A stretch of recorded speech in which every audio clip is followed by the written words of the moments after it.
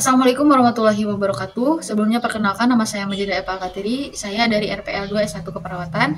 Di sini saya akan menjelaskan terkait pemeriksaan GCS atau Glasgow Coma Scale, di mana pemeriksaan ini merupakan pemeriksaan tingkat kesadaran seseorang yang biasanya digunakan untuk mengkaji pasien-pasien yang mengalami cedera kepala, dan bisa juga digunakan untuk pasien-pasien pada umumnya. Untuk pemeriksaan ini ada 3 aspek, yaitu ada pemeriksaan A atau mata, ada pemeriksaan verbal, dan juga motorik, yang dimana masing-masingnya itu memiliki skor tersendiri.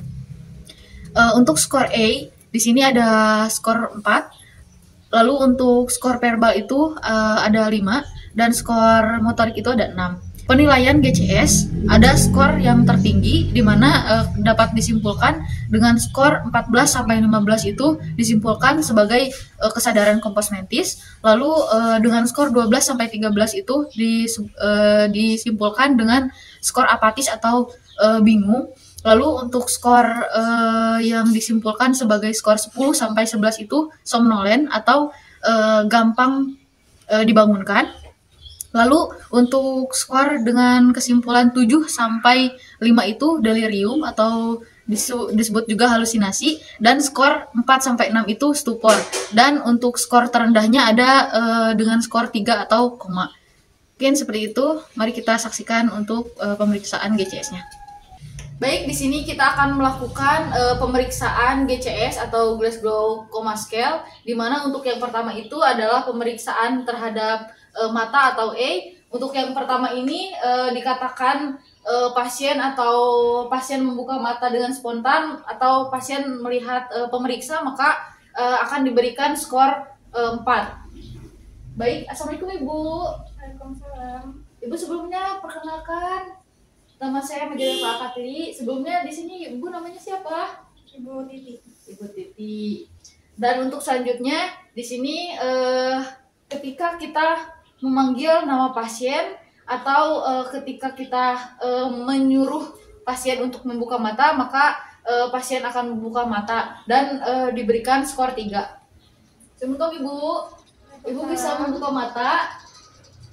Nah, baik. Maka diberikan skor 3. Untuk selanjutnya ketika pasien diberikan rangsangan nyeri atau ketika pasien diberikan rangsangan nyeri seperti cubitan, pasien akan membuka mata, maka diberikan skor 2. Ibu, Assalamualaikum Ibu, Ibu Ati. Nah, baik. Untuk selanjutnya yaitu yang terakhir untuk pemeriksaan mata, di mana untuk pemeriksaan mata yang terakhir ini yaitu diberikan skor 1 karena ketika diberi rangsangan nyeri ataupun rangsang suara ataupun rangsang apapun, pasien tidak membuka mata. Assalamualaikum Ibu. Ibu. Nah, untuk selanjutnya untuk pemeriksaan GCS ini kita masuk ke pemeriksaan verbal, di mana yang pertama ini ada kita menanyakan orientasi, kita seperti menanyakan nama pasien ataupun menanyakan tempat pasien. Dan ketika pasien spontan menjawab, maka kita berikan skor 5. Assalamualaikum Ibu. Waalaikumsalam. Sebelumnya namanya siapa Ibu? Ibu Titi. Nah, kalau Ibu Titi, Ibu tahu sekarang ada di mana? Di ruangan. Di ruangan. Baik, untuk selanjutnya yaitu ke skor yang 4. Skor 4 ini ketika pasien diberi pertanyaan, maka pasien akan menjawab dengan bingung. Assalamualaikum Ibu. Selamat pagi. Pagi. Ibu sebelumnya namanya siapa Ibu? Siapa ya? Bingung saya terus. Nah, baik. Nah, untuk selanjutnya yang ketiga, atau kita bisa dengan diberikan skor 3, maka ketika kita beri pertanyaan kepada pasien, pasien akan menjawab dengan tidak jelas atau seperti tidak nyambung. Ibu, sebelumnya Ibu namanya siapa? Jadi saya habis dari air terus. Ibu namanya siapa? Saya tadi habis dari air terus. Baik, untuk selanjutnya kita akan memberikan skor 2 ketika pasien diberikan pertanyaan, maka pasien menjawabnya dengan menggumam. Ibu, Ibu, sakitnya di sebelah mana, Ibu? Nah, untuk selanjutnya yaitu yang terakhir untuk pemeriksaan verbal ini diberikan skor 1 ketika pasien diberikan pertanyaan ataupun rangsangan nyeri apapun, pasien tidak menjawab dan pasien tidak berespon. Assalamualaikum, Ibu.